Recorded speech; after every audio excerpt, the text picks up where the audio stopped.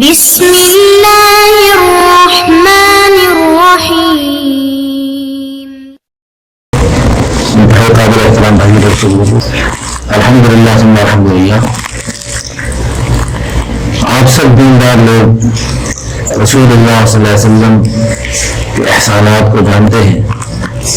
اللہ کی قسم، ہمارے والدین کے احسانات ہم پر بہت بڑے بہت زیادہ ہیں، لیکن رسول اللہ صلی اللہ علیہ وسلم کے احسانات ہمارے ماں باپ کے احسانات سے بھی بڑے اور زیادہ ہیں۔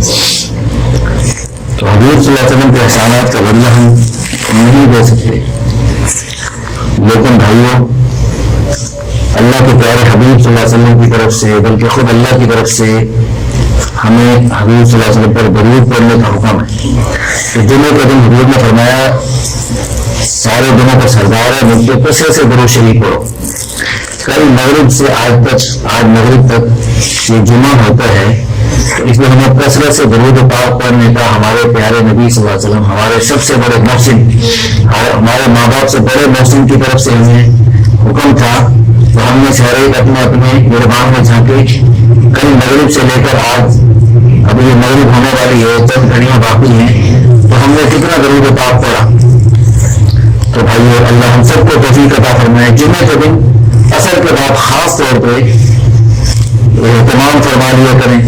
ویسے پورا ہی اس میں جمعہ کا سارا دن، کل صبح جمعہ سے لے کر آج تک مغرب تک جو ہے جمعہ کا اہتمام کثرت سے کرنا چاہیے، لیکن ابھی اثر کے بعد کی جو گھڑیاں ہیں اس میں چھوٹا سا درود پاک ہے، اللہم صلی علی محمد النبی الامی وعلی آلہ وسلم تسلیما، وہ لکھا ہوا ہے 80 سال کے گناہ معاف، 80 سال کی عبادت کا ثواب۔ اس کی ہم سب کوشش فرما لیا کریں۔ اور ساتھ ایک چھوٹی سی بات آخری، کہ ذکر رسول پر اللہ خوش ہو کر اتنا بڑا انعام دیتے ہیں چند منٹ پر، تو جو ذکر رسول کے ساتھ فکر رسول اپنائے گا۔ فکر رسول کیا ہے؟